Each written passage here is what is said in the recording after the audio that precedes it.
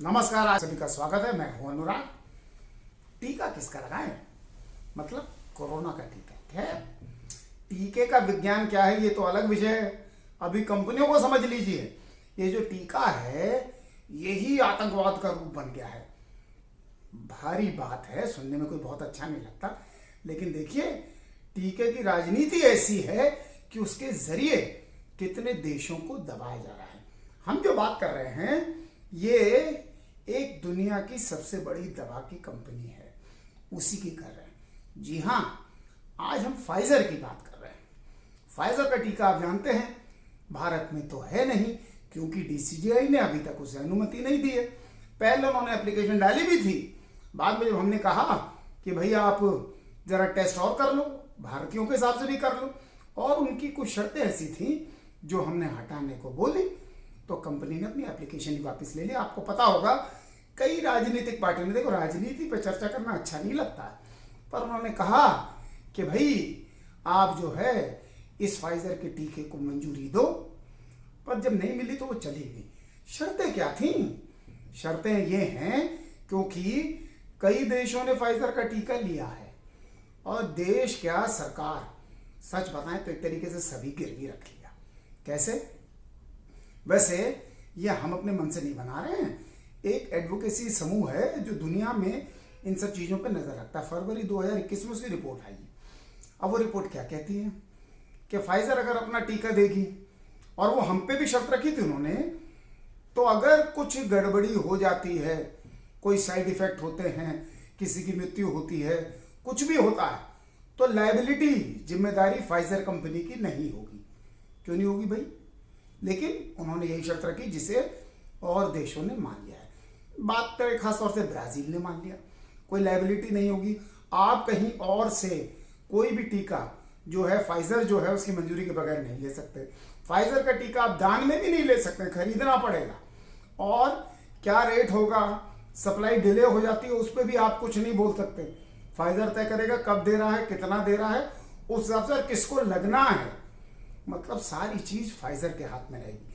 और अगर ऐसा हुआ कि आपने वो टीका किसी को दे दिया या किसी भी चीज में आपने कोई जो तय किया उससे इधर उधर हुए, तो फाइजर तुरंत अपनी सप्लाई रोक देगा। और जितनी सप्लाई होनी थी, मान लो 100 टीके देने थे, 20 दिए, उसमें आपने एक गरीब देश के 2 टीके उसको भी लगा दिए, तो फाइजर आपको तुरंत सप्लाई रोक देगा। लेकिन आपको ये नहीं कि 20 की पेमेंट करनी है, 100 के 100 टीके जो आने भी थे उनकी भी पेमेंट करनी है, और वो आपको दिए नहीं जाएंगे। ये तो ब्राजील की बात हुई। उसके अलावा अगर कोई भी पेमेंट वगैरह कुछ भी गड़बड़ हुई, तो सब सरकारों ने, खासतौर से ब्राजील, अर्जेंटीना, इनके जितने भी अंतर्राष्ट्रीय एसेट हैं, एम्बेसी है, इनके जितने भी ऐसे सेंटर्स हैं, ऐसे रक्षा के जो केंद्र हैं, रक्षा की जो इनकी इंस्टॉलेशंस हैं, कई देशों में हैं इधर, वो सब इनको कीमत के तौर पे गिरवी रखी है। पता नहीं कितना महंगा वैक्सीन है, -70 डिग्री तो हमने सुना था कि उस पर रखना पड़ता, उसको कैसे मेंटेन करेंगे वो एक अलग इशू था। लेकिन देखिए ये शर्तें फाइजर ने रखी कि आपका पूरा देश, आपके सारे मिलिट्री इंस्टॉलेशंस सब आपको गिरवी रखने पड़ेंगे। और उससे भी खतरनाक चीज जो कोलंबिया जैसे देशों के साथ समझौते में भी हुआ है कि अगर आपके देश में मान लीजिए कोई रिसर्च हो रही है टीके को लेके ही, उसमें से कोई चीज फाइजर ने चुरा ली। आप जानते हैं कि एक इंटेलेक्चुअल प्रॉपर्टी राइट है, बौद्धिक संपदा अधिकार, कि उसमें अगर किसी ने कुछ इजाद किया है तो उसको एक आईपीआर इशू मिल जाता है। उसमें आप फिर उसको 20 साल तक, अलग अलग वैसे वर्ष हैं, तब तक वो आप नहीं बना सकते क्योंकि इंटेलेक्चुअल प्रॉपर्टी राइट है। तो मान लीजिए कोलंबिया में वो उनकी शर्तों में उस देश के साथ फाइजर कंपनी ने किया है। अगर आपका कोई इंटेलेक्चुअल प्रॉपर्टी राइट है और उसको कंपनी ने चुरा लिया और चुरा के उसका उपयोग अपने टीके में कर लिया, तो आप उस पर कोई केस नहीं कर सकते। अगर कंपनी ने किया तो उसके लिए फाइजर नहीं लड़ेगी, उसके लिए उस देश की सरकार करेगी। यानी कोलंबिया की किसी कंपनी ने, वहां के वैज्ञानिकों ने कोई खोज की, फाइजर कंपनी ने चुरा ली, तो वो जो कंपनी केस करेगी उस केस को कोलंबिया की ही सरकार लड़ेगी, फाइजर कोई खर्चा नहीं देगा। मतलब कुछ भी हो जाए फाइजर की कोई जिम्मेदारी नहीं है। और आप किसी तरीके का क्लेम कुछ नहीं कर सकते। और मान लीजिए ऐसा हो ही गया कि आपको फाइजर से केस लड़ना ही पड़ा, तो उसके लिए फाइजर ने 3 आर्बिट्रेटर जो कोर्ट के बाहर बातचीत करा देते हैं, कानूनी सलाहकार भी होते हैं, वो सब बताते हैं, वो तय किए हैं। कहाँ के? न्यूयॉर्क के। इसका मतलब क्या है? फाइजर ने हर देश से ये कहा है कि आपके देश का कानून जो कहते हैं ना लॉ ऑफ लैंड, वो फाइजर कंपनी पे लागू नहीं होगा। आपको न्यूयॉर्क में आके उन 3 आर्बिट्रेटर्स के थ्रू ही बात करनी होगी। तो ये है जी इंजेक्शन का आतंकवाद, एक कंपनी की धमकी, और जिसको मजबूरी में दुनिया मान रही है। देखिए ये कंपनी जो है फाइजर, ये कई बार सुर्खियों में रही है और कोई बहुत अच्छे कारणों से नहीं रही है। अब आपको, हालांकि ये टीके से थोड़ा अलग है, लेकिन मैं बता देता हूं। कहते हैं ना हथियार और दवाओं का धंधा सबसे बड़ा है। तो क्यों कहते हैं? ये जो दवा कंपनी है, आप देखिए ना, टीका आगे ब्लैकमेल कर रहे हैं सबको, देशों को खरीद लिया एक तरीके से। भारत को नहीं खरीद सके क्योंकि हमारे वैज्ञानिकों ने अपना टीका डेवलप कर लिया, अपना टीका विकसित किया। इसको समझिए। तो बस ऐसे ये दवा कंपनियां जो हैं अब लोगों, सरकारों को खरीदना, देशों को अपने कब्जे में कर लेती हैं। और ये हो रहा है। फाइजर ने टीके के नाम पे दुनिया के साथ बहुत बड़ी तानाशाही मचाई है और उसको तोड़ा है भारत ने। इसलिए ये चीज, ये जो राजनीति है, टीके की राजनीति, टीके का आतंकवाद, कंपनियों की दादागिरी, इसको समझना जरूरी है। एक ऐसा विषय था जो लगा आपको बताना जरूरी है, इसलिए बताया।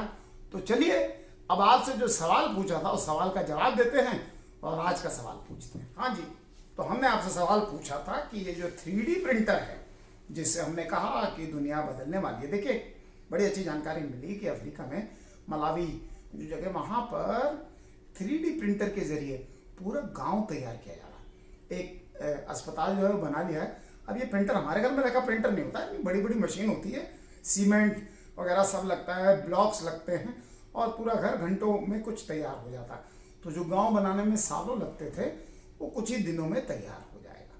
तो ये है 3D प्रिंटर की खासियत, और उसमें वायरिंग सब होती है। खैर किसी दिन फुर्सत से उस पर चर्चा करेंगे।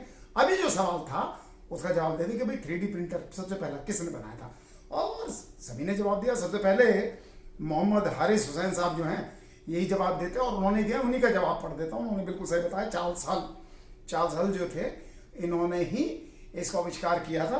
हालांकि इसको स्टीरियोलिथोग्राफी कहते हैं और इसी को 3D प्रिंटर कहते थे। चलिए विज्ञान की बात है। और संजय कुमार जी ने भी इसका सही जवाब दिया है। और जो मैं बार बार कहता हूँ कि ईमेल में आप करते हैं, आप इसी में लिखे, पता लग जाता है कि कितने लोग देख रहे हैं। और देखिए एक चीज़ और मैं वो भूल ही जाता हूँ कि सब्सक्राइब, लाइक और शेयर करना है। बहुत से लोगों ने पूछा सब्सक्राइब कैसे करना है, तो भाई वीडियो के नीचे लिखा हुआ है, 1 घंटा से जो बना उससे पहले लिखा सब्सक्राइब, उसको क्लिक कर दीजिए तो लाल से वो खत्म हो जाता है, ग्रे कलर का हो जाएगा। तो इसका मतलब आपने सब्सक्राइब कर दिया है। फिर आगे जो घंटा सा बना है उसको दबा दीजिए।